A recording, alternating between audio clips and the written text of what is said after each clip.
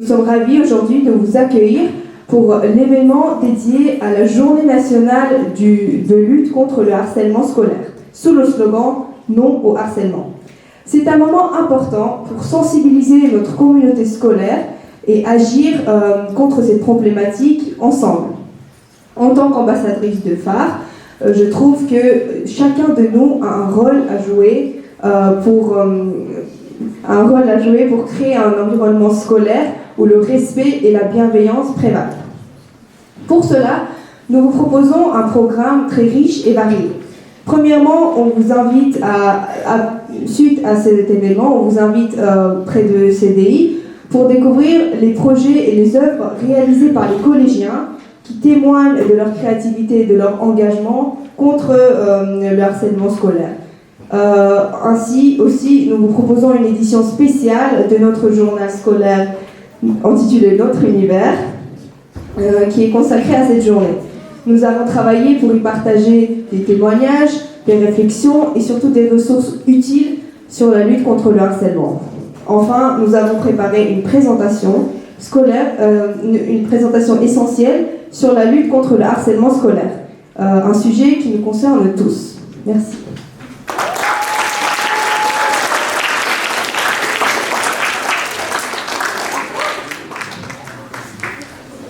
Un élève sur 10 est victime de harcèlement scolaire. Une réalité qui touche de près notre quotidien, même si on ne le remarque pas toujours. Aujourd'hui, nous les ambassadeurs du phare sommes ici pour aborder ce sujet et comprendre ensemble comment chacun de nous peut contribuer à mettre un terme à cette souffrance souvent silencieuse.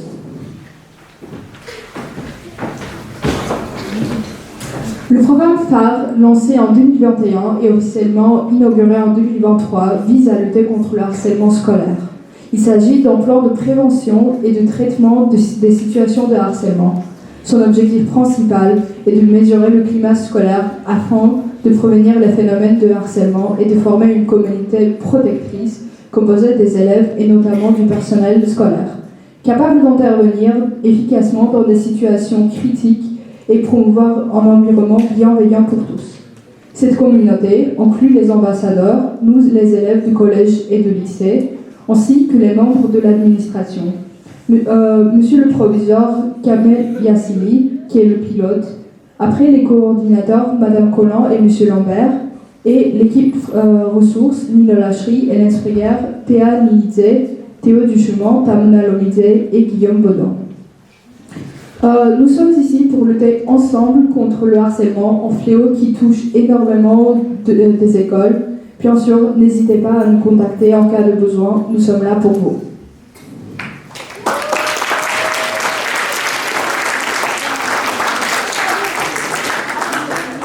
Avant d'aborder ce sujet, définissons c'est quoi le harcèlement. Le harcèlement est une série d'actes répétés, intentionnels et agressifs visant à faire du mal ou à intimider une personne, que ce soit physiquement, verbalement ou encore en ligne. Les effets du harcèlement peuvent être graves, provoquant de la détresse, de l'anxiété, voire de la dépression chez la victime. Le harcèlement peut se manifester de plusieurs formes et nous allons voir tout de suite.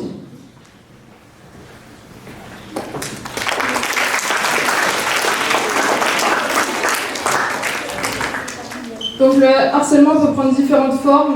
On le catégorise surtout en deux grandes catégories, le harcèlement direct et indirect. Le harcèlement direct, ça va être la forme qui va être assez évidente et visible, telle que des moqueries et des insultes. Ça peut être sur l'apparence, sur les vêtements ou même des talents. Donc ça va être des petites phrases inoffensives qui vont être considérées comme des blagues par les personnes qui les disent, mais qui peuvent blesser profondément la personne visée. Les menaces plus violentes que les moqueries, ça consiste à dire à quelqu'un qu'on va s'en prendre à lui ou qu'on va lui faire du mal. Même si la menace à terme n'est pas réalisée, ça peut créer un stress immense pour la personne qui est visée. Dans le harcèlement direct, on a aussi la violence physique qui peut aller de simples poussées jusqu'à des coups. Donc le harcèlement direct, ça va être la forme de harcèlement la plus visible et malheureusement la plus impactante puisqu'elle va toucher à l'intégrité physique de la personne. Le harcèlement indirect, il prend différentes formes. Il prend des formes qui sont plus subtiles mais qui restent tout aussi nuisibles. Ça peut être des rumeurs. Donc parfois faire circuler une rumeur, ça peut détruire la réputation de quelqu'un. Ça peut lui faire perdre confiance en elle et toucher son estime. Il peut aussi y avoir l'isolement. Donc ne pas inclure quelqu'un dans des activités ou dans des conversations, ça peut la faire se sentir seule et rejetée. Et il y a aussi le cyberharcèlement qui est de plus en plus présent, notamment à travers les réseaux sociaux de nos jours. Donc ça va être des messages malveillants, des commentaires négatifs ou désagrégeants. Les conséquences du harcèlement. Donc le harcèlement, en général, c'est une stigmatisation qui va contribuer à la normalisation de comportements qui ne sont pas appropriés et qui vont instaurer un climat de peur. Les conséquences sont très graves pour la victime. Il va y avoir des conséquences émotionnelles puisque la victime, elle va perdre confiance en elle. Il va aussi y avoir des problèmes de santé. Ça peut être des problèmes de santé mentale, la dépression, l'anxiété, la baisse de motivation ou des problèmes de santé physique. Donc là, ça va être des troubles digestifs, des troubles du sommeil. En général, en fait, la victime, elle va tout simplement plus être capable d'entretenir des relations. Elle va plus être capable de participer à des activités et elle va s'isoler complètement. Dans certains cas, le harcèlement est si difficile à supporter que ça mène à un suicide.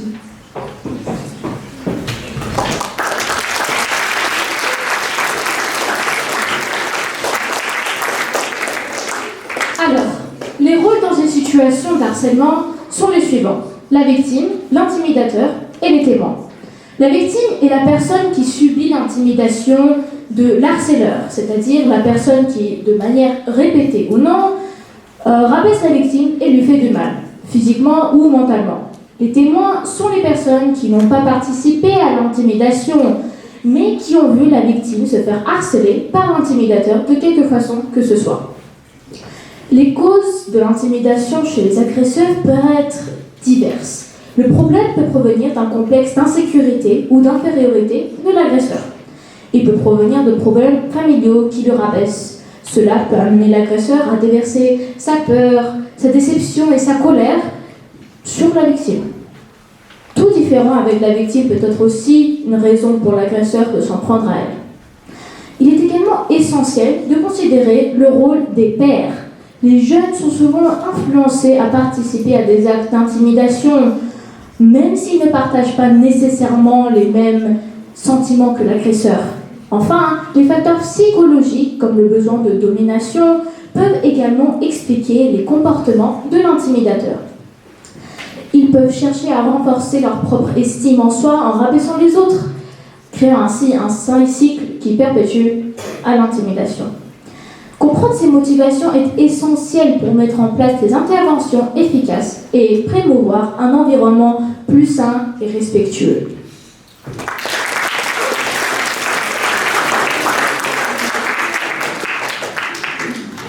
Parfois, on se demande pourquoi les victimes de harcèlement ne parlent pas. Pourquoi n'osent-elles pas de parler? Eh bien, souvent, c'est par peur. Les victimes peuvent avoir plusieurs raisons pour lesquelles elles n'osent pas s'exprimer. Premièrement, cela peut être la peur des représailles. Les victimes craignent que le harceleur intensifiera le harcèlement et donc elles n'oseront plus de s'exprimer. Cette peur de représailles est souvent renforcée par le chantage. Les harceleurs peuvent menacer de révéler des informations personnelles ou de faire encore plus de mal à la victime. Il y a notamment le sentiment de honte. Les victimes peuvent se sentir coupables, pensant même qu'ils sont responsables du harcèlement, même si en réalité, jamais les victimes sont les responsables. Troisièmement, il y a l'isolement et la solitude qui les poussent à croire qu'elles sont seules et incomprises, en croyant que personne ne va les défendre et être de leur côté. Enfin, il y a des cas où les victimes éprouvent une médiane envers les adultes, de peur qu'on ne les traite pas au sérieux ou que la situation empire. Maintenant qu'on a bien compris ce qu'implique le harcèlement et les raisons pour lesquelles les victimes gardent souvent le silence, je veux vous poser une question. Avez-vous déjà été témoin d'un cas de harcèlement? Si oui, levez votre main s'il vous plaît. Sans rigoler. Juste levez vos mains s'il vous plaît. Merci, vous pouvez les baisser. Vous pouvez les baisser. C'était juste une simple question. Maintenant, soyez honnêtes, ce n'est vraiment pas une question de paraître bien ou de mentir, mais plutôt de partager nos expériences et nos réflexions et comprendre plus principalement comment nous pouvons faire une différence. Parmi les gens qui ont levé leur main, levez votre main si vous avez déjà agi et essayé d'arrêter cette situation de harcèlement. On peut constater que les gens qui ont levé leur main à la première question ne lèvent pas la main forcément à la deuxième. Et cela montre qu'il y a certains témoins qui n'agissent pas. On l'appelle en réalité le public passif. Et il est important de reconnaître que ne pas réagir peut encore contribuer à la situation. En ne faisant rien, on devient en quelque sorte complice du harcèlement. Même si cela ne peut ne pas être notre but, on en devient quand même.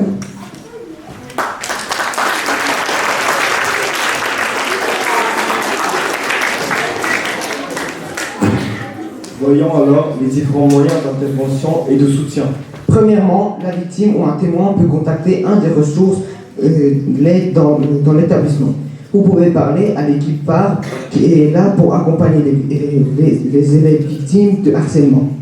Le CPE et l'infirmière scolaire jouent également un rôle essentiel en offrant une écoute et conseil. De plus, le psychologue scolaire peut aider les élèves à gérer le problème. Et enfin, nous, les ambassadeurs phares, sont formés pour écouter et soutenir nos camarades. Il y a notamment des moyens de soutien à l'extérieur de l'établissement. Par exemple, les victimes peuvent se tourner vers des associations spécialisées qui offrent des conseils et du soutien, comme SOS Harcèlement. Il existe aussi des sites web de référence, tels que Harcèlement scolaire.info. Ils fournissent des informations utiles et de ressources pour les victimes et leurs familles. Une autre action essentielle est l'éducation et la sensibilisation. Il est important de diffuser le message non au harcèlement pour que tout le monde comprenne l'importance de ce problème. Enfin, il est très important d'encourager les témoins d'en parler. Souvent, les témoins peuvent aider les victimes en signalant ce qu'ils voient aux adultes. Leur rôle est essentiel pour mettre fin au harcèlement, car leur soutien donne la force aux victimes et montre que les comportements violents ne sont pas tolérés.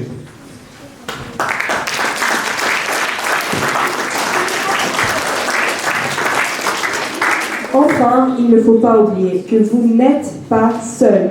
Et il faut aussi savoir que demander de l'aide est un acte de courage et pas de faiblesse.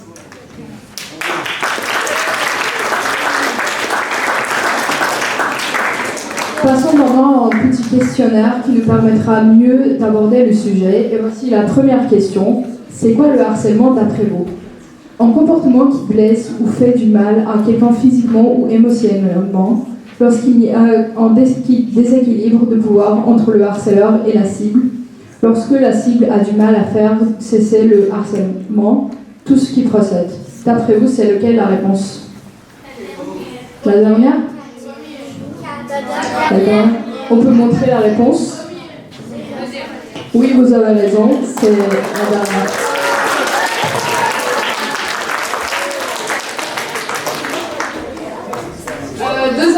Deuxième question, quelle action est utile? Être là pour la personne, harceler et l'écouter, signaler le comportement à un enseignant ou au directeur, ou dire que le harcèlement n'est pas grave.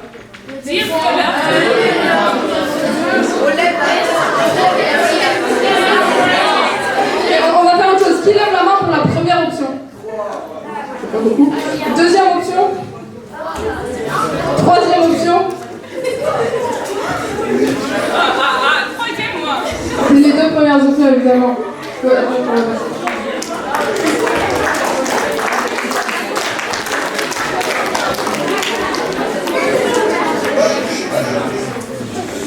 On vous remercie d'être venus pour notre présentation. Et maintenant, pour clôturer notre programme, les ambassadeurs du phare interpréteront le chant « Te laisse pas embêter ». Ce moment musical est une belle façon de rappeler l'importance de la solidarité et du respect entre tous.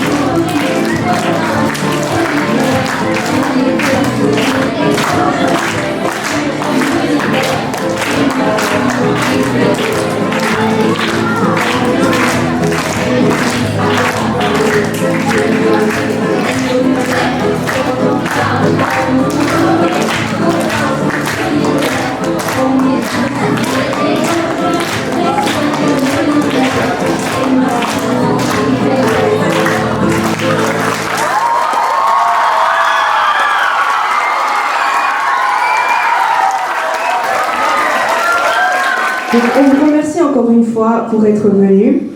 Et pour clôturer, on veut vous rappeler que l'harcèlement est l'affaire de tous.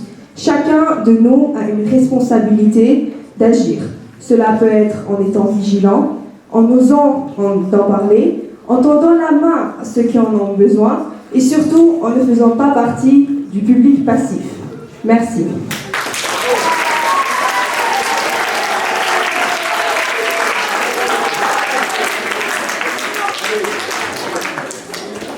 Quelques mots. Déjà, j'aimerais bien que les ambassadeurs puissent monter sur scène, monter sur scène, s'il vous plaît. On peut les applaudir à nouveau.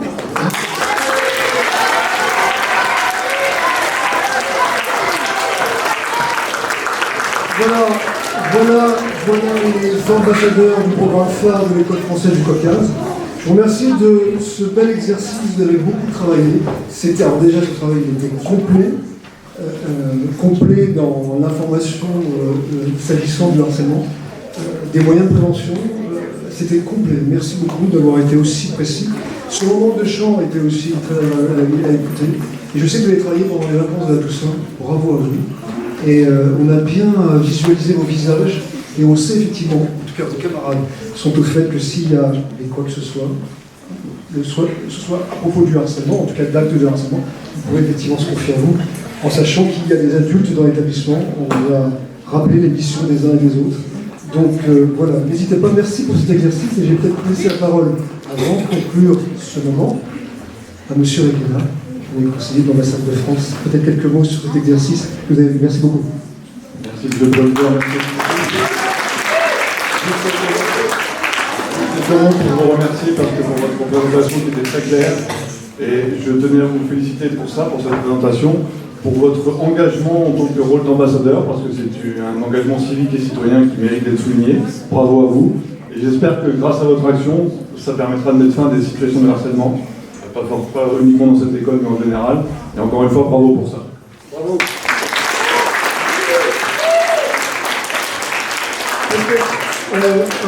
Un dernier mot, ce journal, peut-être en dire quelque chose, Madame Lachery, peut-être.